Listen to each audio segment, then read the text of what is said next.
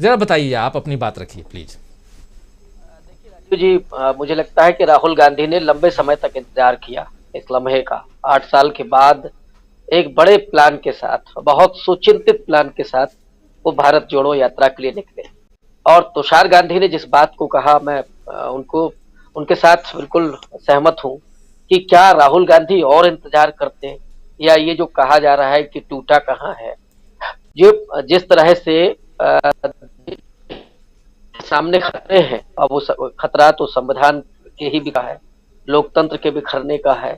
जो तमाम समाज एक एक दूसरे को लेकर के आशंकित हैं, वो चाहे जातियां हों या धर्म हो, इन तमाम परिस्थितियों में राहुल गांधी अगर और देर करते तो शायद बचाना मुश्किल हो जाता। क्योंकि जो आरएसएस का अपना लक्ष्य है, हम लोग जानते हैं उनका 100 वर्ष पूरा होने वाला है 2025 में, और उनका सपना एक लंबे समय से, और वो सपना सावरकर का भी था, इस देश को हिंदू राष्ट्र बनाना। और उस हिंदू राष्ट्र के लिए उसी समय के बहुत बड़े और उसी महाराष्ट्र से आने वाले बाबा साहब डॉक्टर अम्बेडकर भी हैं, जिन्होंने 1940 में ही इस बात को कहा था कि अगर हिंदू राष्ट्र बनता है तो ये कितना बड़ा आघात होगा देश के लिए। वो उन्होंने पाकिस्तान पार्टीशन ऑफ इंडिया में भी उसी बात को लिखा। और एक दिन शायद चर्चा में मैंने इस बात को कहा भी था कि जब बाबा साहब ने बौद्ध धर्म ग्रहण किया, उसके बाद सावरकर की भाषा क्या है।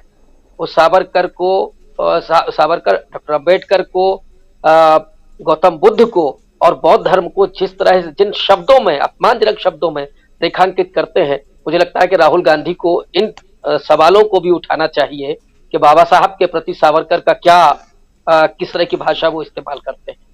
तो अब बाबा साहब का जो सपना था, बाबा साहब जो डर उस समय देख रहे थे, वो सामने है। तो जाहिर तौर पर राहुल गांधी अगर उसके लिए प्रयास कर रहे हैं तो ये बहुत महत्वपूर्ण है, और इसीलिए कोई भी व्यक्ति उस राह में जुड़ने के लिए तैयार है। तो सुशांत सिंह हो या तुषार गांधी हो या और भी बहुत लंबी फेहरिस्त है। और सबसे बड़ी बात यह है कि इस देश का आम आदमी, वो बच्चे, वो महिलाएं, वो बुजुर्ग, और लोग ये कह रहे थे बार बार कि दक्षिण भारत में तो राहुल गांधी पहले से ही बहुत लोकप्रिय हैं, लेकिन जैसे ही वो उत्तर भारत की तरफ बढ़ेंगे और उसमें महाराष्ट्र बिंद में आएंगे, तब कांग्रेस पार्टी के इस भारत जोड़ो अभियान का टेस्ट होगा। लेकिन सावरकर पर उस टिप्पणी के बावजूद, जिसको महाराष्ट्र में जिसका बहुत विरोध हुआ, शिवसेना भी उससे अपने आप को अलग करती हुई दिखी और एफआईआर दर्ज कराई गई राहुल गांधी पर, तो वहां पर भी ये बात कहना, मुझे लगता है कि जो बहुत कुशल सेना नायक होता है वो सबसे दुश्मन के सबसे मजबूत मोर्चे पर प्रहार करता है, वो सबसे कमजोर मोर्चे पर प्रहार नहीं करता। तो उसी महाराष्ट्र में उस आइडियोलॉजी पर प्रहार करना, ये जानते हुए भी कि यहां पर जोखिम है, लेकिन राहुल गांधी जोखिम लेते हैं। और ये संदेश सिर्फ महाराष्ट्र के लिए नहीं है, ये संदेश समूचे भारतवर्ष के लिए है कि जहां पर इस तरह के तमाम प्रचार के तंत्र चलते हैं, व्हाट्सएप यूनिवर्सिटी से लेकर के, और जो सोशल मीडिया के प्लेटफॉर्म है, जहां गांधी जी को लगातार अपमानित किया जाता है, नेहरू के बारे में किस तरह की भाषा लिखी जाती है, डॉक्टर अंबेडकर के बारे में किस तरह की भाषा लिखी जाती है, और सावरकर को जिस तरह से हीरो बना करके पेश किया जा रहा है, राहुल गांधी ने उस वर्म पर चोट किया है। और यही वजह है कि बीजेपी तिलमिलाई हुई है, आरएसएस तिलमिलाई हुई है, और इतनी तिलमिलाई हुई है कि सुधांशु त्रिवेदी ने तो एक बड़ी गलती कर दी है। सुधांशु त्रिवेदी ने एक जवाब में उन्होंने यहां तक कह दिया है कि महाराष्ट्र के वीर शिवाजी, महाराजा शिवाजी ने भी औरंगजेब को माफीनामे लिखे थे।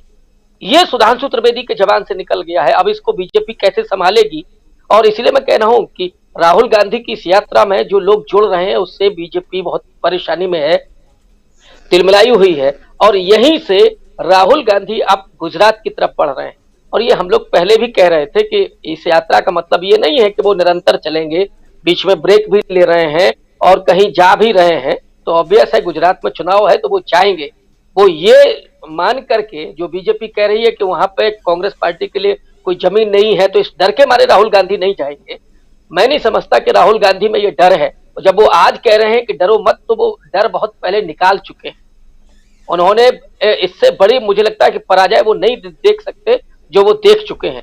तो राहुल गांधी खुद ही निडर हो चुके हैं। और जिस तरह का उनको थ्रेट मिल रहा है, मध्य प्रदेश में जो चिट्ठी आई है या आप देखिए कि उस परिवार के हैं जिन्होंने दो दो अपने घर के लोगों को, दादी को, अपने पिता को खोया है, और वो व्यक्ति लोगों के बीच में उसे जोड़ते हुए जा रहा है। क्या ये मोदी जी कर सकते हैं? ये संभावना उनके यहाँ नहीं है। और वो Z+ की श्रेणी और क्या क्या उनके पास सुरक्षा होती है, बावजूद उसके वो 10 किलोमीटर नहीं चल सकते, ये हम लोग जानते हैं। और पंजाब में हमने देखा था कि सीएम को कह देना कि मैं जान बचा करके जा रहा हूँ, मुझे जिंदगी मिली है। तो इस तरह की जो भाषा है वो इमोशनल आप लोगों पर प्रभाव डाल सकते हैं, लेकिन जब जनता के बीच में होते हैं तभी आप जननायक बन करके उभरते हैं, और राहुल गांधी ये काम कर रहे हैं। जी जहां तक बिल्कुल। गुजरात का सवाल है, जी जाहिर तौर पर राहुल गांधी गुजरात जाएंगे भी, और इसका प्रभाव भी होगा। और ये जो यात्रा है, अब ये नहीं है कि इस यात्रा में अगर महाराष्ट्र में चल रहे हैं तो महाराष्ट्र के ही लोग जान रहे हैं। सच्चाई ये है कि उत्तर प्रदेश के सुदूर में भी अगर आप गांव में बैठे हैं तो वहां पे भी राहुल गांधी की वीडियो देखते हुए लोगों को आप देख सकते हैं। गुजरात में जो आदिवासी महिला है उनकी भी एक फोटो आई थी कि जो वो राहुल गांधी के बारे में बात करें कि देखिए ये नेता होता है, मोदी जी आते हैं और भाषण देते हैं और चले जाते हैं, ये तो महिलाओं को ऐसे गले लगा रहा है, क्या ऐसा कोई हमने नेता देखा है? तो वो गुजरात के सुदूर उन आदिवासी क्षेत्रों में भी राहुल गांधी के इस व्यक्तित्व की चर्चा हो रही है। जब राहुल गांधी जाएंगे तो ऑब्वियस है उन लोगों में उत्साह होगा, उन लोगों में वो भावना होगी कि हम भी राहुल को अब एक पल देखें। ये जो आपको भारत जोड़ो यात्रा में दिख रहा है, ये पैसे से जुटाई गई भीड़ नहीं है। तो वहां पे मुझे लगता है कि जो भीड़ की उम्मीद कांग्रेस पार्टी कर रही है, अगर उसने इंतजाम नहीं किए हैं तो राहुल गांधी को वहां पहुंचने के पहले वो इस बात को समझ लें कि उनके अनुमानित भीड़ से 1.5 गुना भीड़ होने वाली है। जब हम लोग जी यहाँ उन दृश्यों को देख करके बेताब हो जाते हैं तो ऑब्वियस है कि वहां के लोग भी देखना चाहेंगे। और उसके बाद मोदी जी का क्या होगा ये भी हम लोग देखेंगे। 40 लोगों को उन्होंने लगा रखा है, और जिस उल जुलूल भाषा में वो लोग बात कर रहे हैं कि आफताब को देख लिया, एक सज्जन बोल रहे थे पूरे देश में ऐसे ही आफताब होंगे। तो वो खैर वो थितराई वाली भाषा है कि आपको केवल ध्रुवीकरण करके चुनाव में बढ़त हासिल करनी है, लेकिन जब जनता का नेता उस बीच में जाएगा, उस भीड़ में जाएगा, तो मुझे लगता है कि देखने में बहुत मजा आएगा। और राहुल गांधी की उन बातों को, किसानों को लेकर के जो उन्होंने बात कही, गुजरात की जमीन भी वो जब देहात में आप जाएंगे तो मजदूरों की और किसानों की जमीन है, दलितों की वो जमीन है जहां पर दलितों का उत्पीड़न हुआ। और मैं इस बात को पहले भी कह चुका हूं कि गुजरात ही वो एकमात्र राज्य है जहां आज भी 200 गांवों के दलितों को मंदिर में प्रवेश नहीं है। और मुझे दुर्भाग्य के साथ ये कहना पड़ रहा है कि वो गांधी जी की जमीन है, लेकिन आज असल में वो मोदी जी की जमीन। जी और बिल्कुल बिल्कुल।